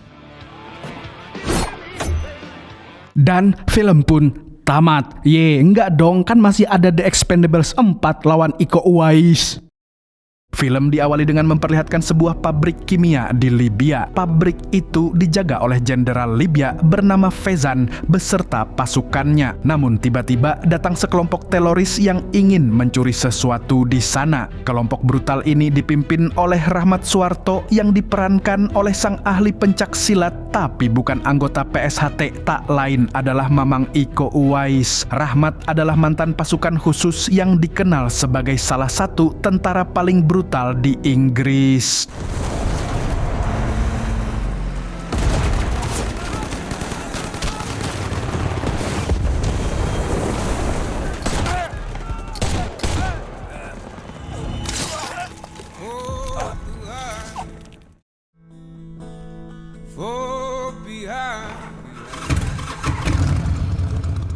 Kemudian kita kembali diperkenalkan dengan sosok legend yang tidak lain adalah Barney Ross. Dia terlihat sedang mengunjungi rumah si Mamang botak Lee Christmas. Namun Lee ternyata sedang cekcok dengan pacarnya yang bernama Gina. Gina merupakan anggota The Expendables angkatan baru yang baru masuk saja sudah berani berdebat dengan Mamang botak kita. Udah kayak Gen Z zaman sekarang yang dikit-dikit komplain ke atasan terus curhat di Twitter.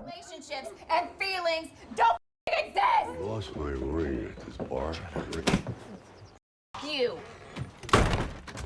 Setelah cekcok dengan Gina, Lee memutuskan untuk ikut bersama Barney yang mengajaknya pergi ke bar langganan mereka untuk minum bandrek. Namun ternyata Barney punya tujuan lain. Dia sebenarnya ingin mengambil kembali cincin kesayangannya yang saat ini berada di tangan seorang preman bernama Jumbo. Ternyata beberapa waktu sebelumnya Barney sempat mabuk dan terlibat dalam sebuah perjudian. Tapi sayangnya ia kalah taruhan dan harus menyerahkan cincinnya kepada Jumbo. Used to be strong, what happened?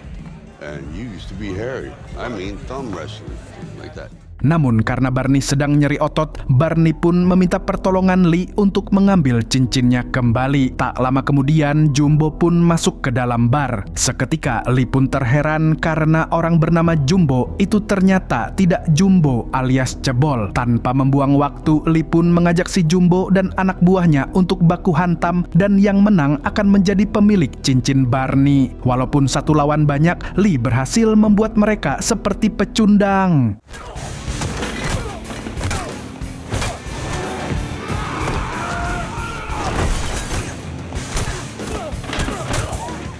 Dan berkat kebrutalannya, cincin Barney pun kembali ke tangan yang tepat. Di sisi lain, Rahmat yang masih keturunan Samidi ini pun masih membrutal di Libya. Meskipun Rahmat dan pasukan sudah membantai sebagian pasukan jenderal, namun masih ada beberapa penjaga yang hidup. Rahmat pun tidak peduli ada berapa banyak penjaga di sana, karena dia pasti akan menghabisi mereka semua.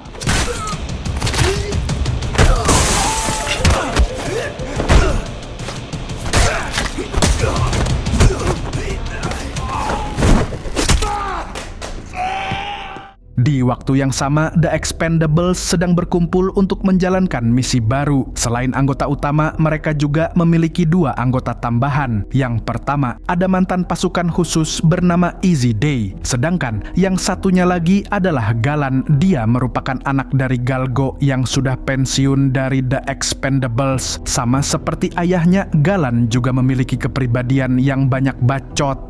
Tak berselang lama, mereka didatangi oleh Marsh, petinggi CIA. Di sini, Marsh memberikan misi untuk menangkap Rahmat dan mengamankan detonator yang berusaha dicuri oleh Rahmat di Libya. Detonator ini akan digunakan untuk membuat bom nuklir yang akan memicu perang besar. Konon katanya, Rahmat bekerja sama dengan sosok misterius bernama Ocelot.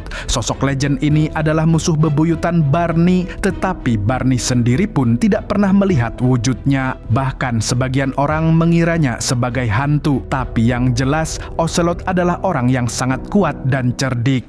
Hey, why is Christmas so pissed about this Ocelot mission? To find out who codename Ocelot actually is. Barney very well knows exactly how far he's willing to go to end into an ambush and nearly killed his entire team.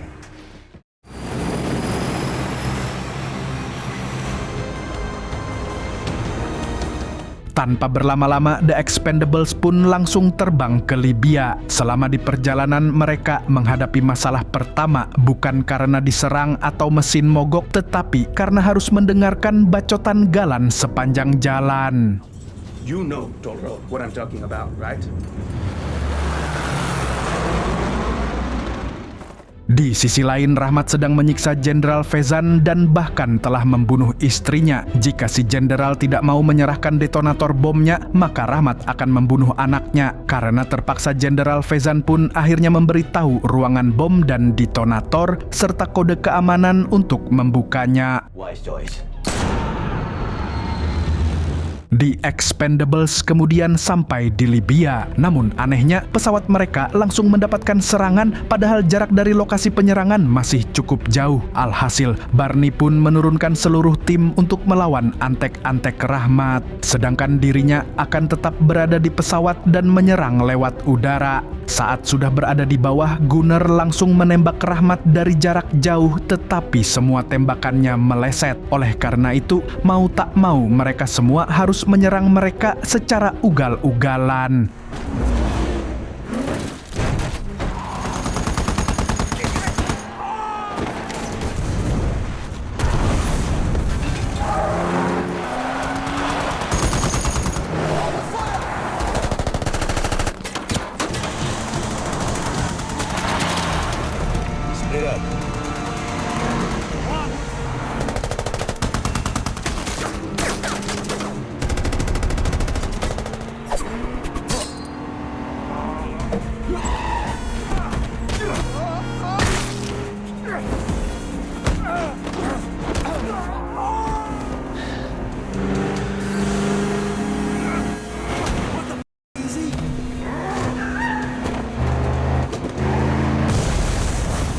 Dalam waktu singkat, The Expendables mampu menghabisi sebagian besar pasukan Rahmat. Namun, mereka masih kesulitan untuk menangkap si Jamet karena mobilnya yang anti peluru. Selain itu, bala bantuan Rahmat terus berdatangan sehingga para Expendables terpaksa baku tembak lagi.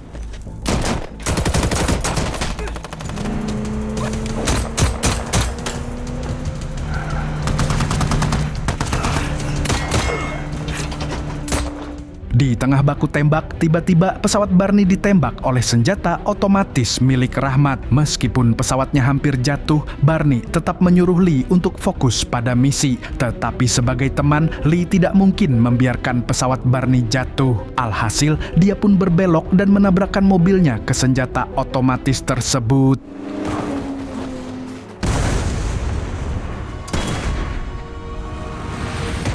Namun sayangnya, Rahmat bin Samidi kembali menembak pesawat Barney hingga mesinnya rusak total. Naasnya, pesawat itu jatuh dan menewaskan Barney.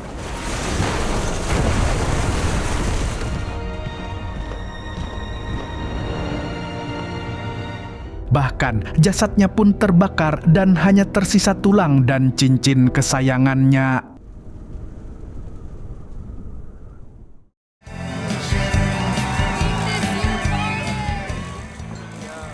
Keesokan harinya, The Expendables pun mengenang sosok Barney Ross yang sudah mereka anggap seperti saudara sendiri. Momen ini pun membuat Lee sangat bersedih, apalagi dia adalah sahabat terdekat Barney. Saat sedang berkabung, tiba-tiba Gina duduk di depannya untuk mengucapkan belasungkawa. Can I help? You know Barney wouldn't want to watch you sulking like this. I like Tapi tak berselang lama, Marsh datang dan merusak suasana tersebut. Marsh mengatakan kalau Lee telah dipecat dari Expendables karena dia adalah orang yang bersalah atas gagalnya misi kemarin. Padahal Barney sudah memberi perintah untuk fokus pada misi. Namun Lee malah berusaha menyelamatkannya dan usahanya pun gagal. Menurut Marsh, Lee tidak hanya bersalah tapi juga berpotensi untuk balas dendam kepada Rahmat yang sudah pasti akan merusak misi lagi. Sebagai gantinya, Gina juga akan naik jabatan menjadi kapten di Expendables karena dia memiliki kemampuan taktik yang luar biasa. Suka atau tidak suka, Lee pun harus angkat kaki dari tempat tersebut. Christmas. I'll be in touch. Hey. Setelah Lee dipecat, dia menjadi pengangguran profesional seperti saya. Karena Lee yang masih punya cicilan raket padelnya, Lee akhirnya melamar pekerjaan menjadi pengawal pribadi. Tidak butuh waktu lama, dia langsung diterima sebagai pengawal selebgram gembul yang sehari-hari kerjanya hanya party dan mabok es campur. Awalnya, Lee merasa biasa saja, tapi lama-kelamaan selebgram itu semakin menyebalkan dan sering merendahkan wanita. Melihat itu, Lee pun menghajarnya saat dia sedang live streaming. Have some respect for the ladies. Live streaming here? Akibatnya, Lee dipecat dan harus menganggur lagi. Namun, hal itu justru bagus untuknya karena dia bisa fokus membalaskan dendam kematian Barney. Malam harinya, Lee pun menyelinap ke rumah Gina untuk mencuri dokumen rahasia di brankasnya. Tapi sialnya, dia tertangkap basah oleh Gina. Di sini, Gina mengatakan kalau dokumen tersebut adalah dokumen lama yang akhirnya bisa dibuka setelah Barney wafat. Selain itu, dokumen ini juga bisa menjadi petunjuk untuk mengetahui identitas asli Ocelot. Fight operation in between international agencies. It gave us a vital clue on Ocelot's identity. So once Barney passed, that file was declassified. Mendengar itu, Lee pun meminta Gina untuk mengajaknya ikut dalam misi karena dia sangat ingin menghabisi Rahmat dan menemukan sosok Ocelot. Tetapi Gina tidak mau melibatkan Lee yang penuh dengan rasa dendam. Alhasil, mereka berdua pun baku hantam.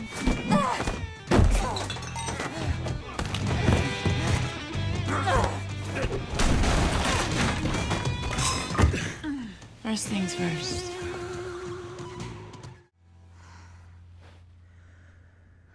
Setelah puas bermain, Lee memberikan sebuah pisau kepada Gina untuk dibawa saat misi berlangsung. Lee sangat sadar kalau dia tidak bisa ikut, jadi dia berharap pisau tersebut bisa mewakilinya. Namun ternyata pisau itu telah ditanam GPS karena Lee berniat untuk menyusul Gina dan timnya. Di sisi lain, The Expendables sudah berada di pesawat dan akan terbang ke kantor cabang CIA yang berada di Asia Selatan. Tapi dalam misi kali ini, mereka memiliki anggota baru yang dibawa oleh Gina. Dia adalah ahli tarung asal Vietnam yang bernama Lash. Di samping itu, ada satu anggota yang berubah total sejak kematian Barney, dan anggota tersebut adalah Galan. Biasanya, dia banyak bacot di pesawat, tetapi kali ini dia terlihat bersedih dan tidak berbicara sama sekali. Tanpa membuang waktu, Marsh dan asistennya yang bernama Russo langsung menjelaskan misi baru mereka. Misi ini akan berlokasi di tengah laut karena Rahmat CS berencana untuk meledakkan bom nuklir di dekat Rusia. Tujuannya adalah karena Ocelot ingin menciptakan perang dunia ketiga. Agar itu tidak terjadi, maka The Expendables harus segera melumpuhkan Rahmat dan mengambil alih detonatornya. To the Russian coast of Vladivostok, now Russian territory. It's a World War III shit show. Marsh dan Russo juga telah menyiapkan rencana cadangan di mana mereka akan bernegosiasi dengan Rahmat. Marsh yakin kalau Rahmat akan memintanya untuk membebaskan anak buah Ocelot bernama Liong Bai yang kini sedang dikurung di penjara antah berantah milik CIA. Dalam menjalankan misi ini, Expendables juga akan dibantu oleh Marsh yang akan turun gunung bersama mereka. Setelah semuanya jelas, mereka semua pun langsung tancap gas. Let's go.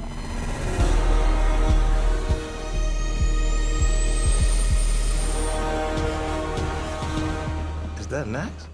Pada waktu yang bersamaan, Lee sedang berada di Thailand. Di tempat ini, dia berniat untuk mencari seseorang bernama Decha. Konon katanya, Decha adalah petarung mematikan dan ditakuti oleh semua lawan. Selain itu, dia juga merupakan teman lama Barney dan pernah menjadi anggota Expendables. Sayangnya, tidak ada warga yang tahu tentang Decha. Bahkan kabarnya, dia telah lama meninggal dunia. I'm looking for a man named Decha.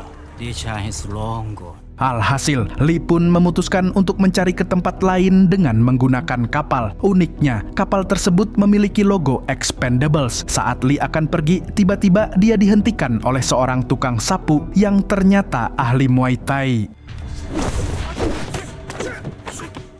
Tapi kemudian dia terkejut saat melihat cincin Barney yang ada di jari Lee. Terlebih lagi setelah dia tahu bahwa Barney telah almarhum karena Rahmat. Akhirnya dia pun mengaku kalau dirinya adalah Decha dan memutuskan untuk membantu Lee dalam menebus dendam kematian Barney. Mereka berdua lalu berlayar mengikuti arah GPS. Di dalam pelayaran, Decha bercerita kalau dia pensiun karena tidak mau membantai orang lagi. Dia merasa bahwa setiap kali membantai orang, hatinya menjadi tidak tenang. Agar bisa mendapatkan ketenangan, maka Decha harus berhenti total dari dunia pergelutan.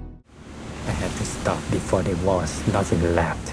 Di sisi lain, The Expendables telah sampai di kapal yang dibajak Rahmat. Tapi anehnya, tidak ada tanda-tanda kehidupan di sana. Gina pun memberi perintah untuk menyusuri setiap sudut kapal. Namun, mereka tidak menemukan siapapun. Lalu saat mereka sedang lengah, tiba-tiba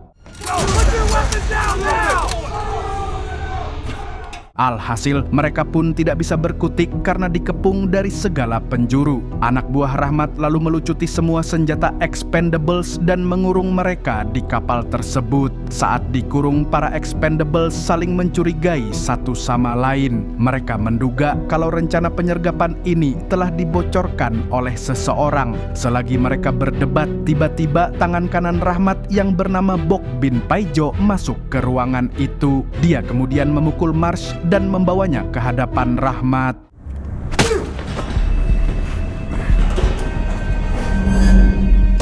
Di sini, Rahmat memaksa Marsh untuk membebaskan Liong Bai dari tahanan. Dia juga sudah menghubungi Russo agar prosesnya bisa dipercepat, karena jika tidak, maka Rahmat akan menghabisi semua Expendables termasuk Marsh.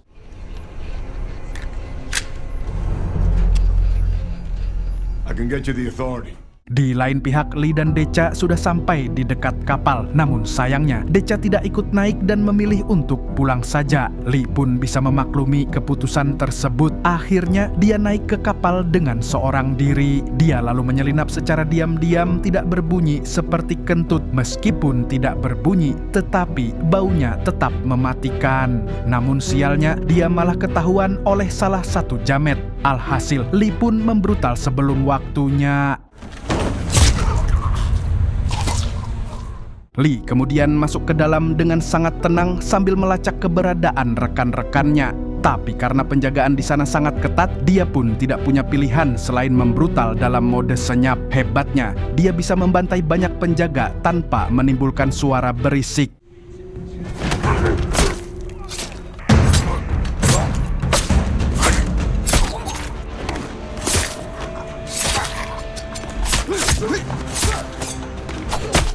Setelah menghabisi para penjaga, Lee sedikit bingung karena senjata para expendables ada di dalam gudang. Dia pun akhirnya sadar kalau teman-temannya sedang disandra. Di samping itu, Rahmat mendapatkan laporan tentang kemunculan Lee. Alhasil, Rahmat pun langsung menyuruh pasukannya untuk memburu dan menghabisi Lee. Walaupun hanya sendirian, tapi puluhan jamet ini sama sekali bukan tandingannya.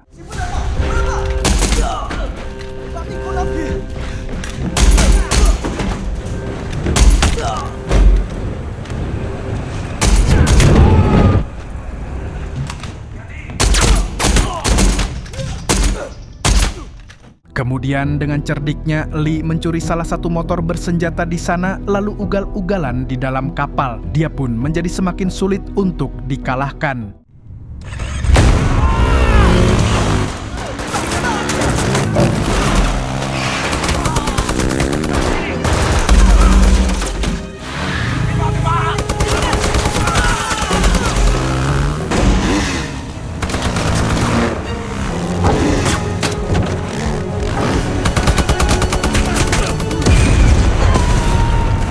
Namun sialnya, anak buah Rahmat tidak kunjung habis dan mereka berhasil memojokkan Lee. Saat situasinya sedang buntu, tiba-tiba Lee mendapatkan bantuan dari Decha. Pria ini memutuskan untuk membrutal demi menebus nyawa Barney.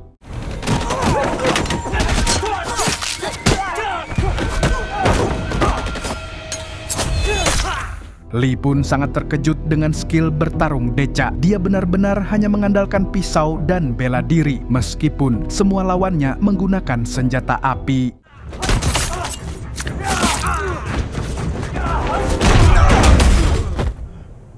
Di waktu yang sama, para expendables sedang memikirkan cara untuk keluar dari sana. Setelah diamati dengan baik, mereka menemukan lubang kecil yang ditutup dengan pintu besi. Isi lalu mengatakan kalau pintu tersebut harus terkena air karena sistemnya memang dibuat seperti itu. Alhasil, toll road yang sudah kebelet pun langsung pipis di pintu yang dimaksud. Dan benar saja, pintunya terbuka ketika sudah basah.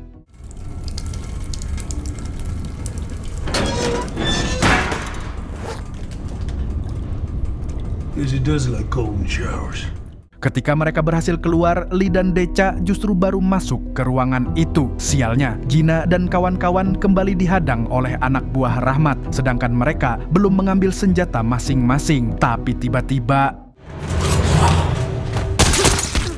setelah itu, Lee memperkenalkan Decha kepada semua temannya, lalu mereka berkumpul untuk merencanakan strategi. Terlebih lagi karena bom nuklirnya sudah mulai aktif dan mereka hanya punya waktu sebanyak 27 menit untuk membrutal. Pertama-tama, expendables membuat distraksi dengan sebuah radio yang disambungkan ke bom rakitan.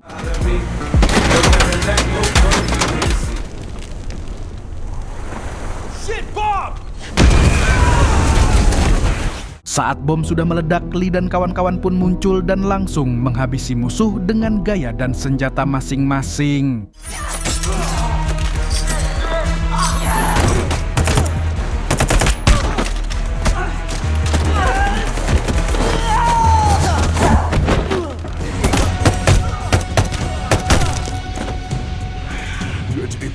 Semua anggota tim terlihat sangat on fire sehingga adegan gelutnya pun menjadi seru dan berdarah-darah. Sayangnya, Toll Road ditusuk oleh Paijo dari belakang. Decha yang melihat itu akhirnya memutuskan untuk berduel dengan si Jamet.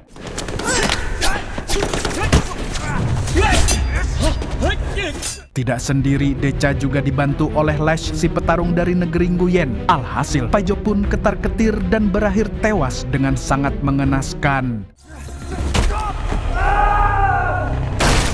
Di waktu yang bersamaan, Lee mengajak Rahmat bin Samidi untuk berduel. Dengan santuinya, Rahmat mengeluarkan senjata andalan yang terlihat seperti pentungan hansip. Sedangkan Lee, dia tetap setia dengan pisau kesayangannya. Dan pertarungan pun berlangsung dengan sangat brutal.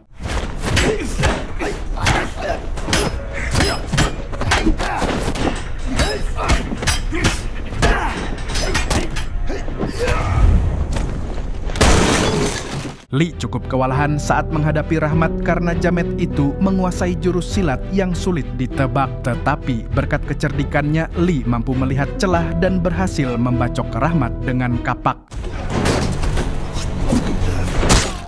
Lee kemudian menginjak kapak tersebut hingga Rahmat kesakitan. Semua itu dia lakukan untuk membalaskan dendam Barney. Dia lalu bertanya tentang detonator bom kepada Rahmat, tapi ternyata detonator itu berada di tangan Ocelot. Tidak berselang lama, pihak CIA datang membawa Liong Bai untuk ditukar dengan Marsh. Namun tiba-tiba Liong Bai ketakutan saat melihatnya, dan disinilah terungkap kalau Marsh adalah Ocelot. Marsh lalu mengdor Liong Bai karena dia memiliki semua bukti kejahatannya selama ini. Bye. Melihat itu, Lee dan kawan-kawan pun sangat marah. Selama ini ternyata mereka selalu menjalankan rencana Ocelot. Sebelum menghabisi Marsh, Lee pun mengalmarhumkan Rahmat terlebih dahulu. Kemudian dia menembak helikopter Marsh dengan senapan roket sehingga dia tidak bisa kabur dan tidak punya pilihan selain mematikan bomnya. Tapi sialnya, Marsh justru membuang pemantik bom tersebut. Selain itu, dia juga mengerahkan semua pasukannya untuk menghabisi para Expendables. Karena amunisi mereka tinggal sedikit dan kondisi Toll Road semakin memburuk, akhirnya Decha mengusulkan ide untuk kabur menggunakan kapalnya. Untuk mengalihkan perhatian, Gunner pun membuat beberapa ledakan agar pasukannya bisa turun ke kapal Decha dengan selamat. Saat semuanya sudah turun, Lee justru memutus tambangnya. Dia memilih untuk mengorbankan diri karena bom sebentar lagi akan meledak. Lee pun menyuruh timnya untuk pergi sejauh mungkin, sedangkan dia akan menghentikan kapal besar itu supaya ledakan bomnya tidak membahayakan umat manusia.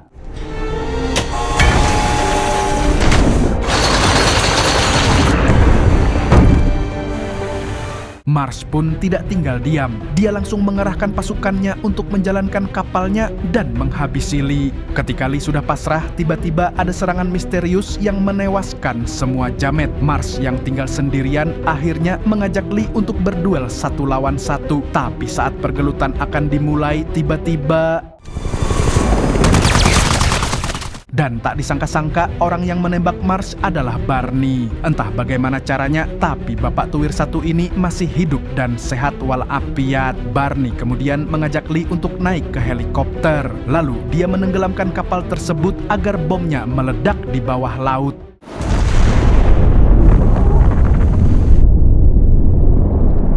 Di akhir film, para Expendables kembali berkumpul di bar langganan mereka sambil merayakan kedatangan Barney yang bangkit dari kubur. Di sini, Barney menceritakan kalau dia sempat terjun sebelum pesawatnya meledak dan mayat yang ada di pesawat itu adalah jasad si Jumbo. Dengan kata lain, Barney sudah memiliki rencana untuk memalsukan kematiannya.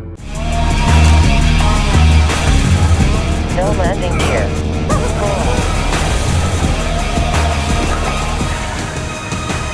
Dan film pun tamat. Nah, jangan lupa pencet tombol like-nya dan komen lah, komen.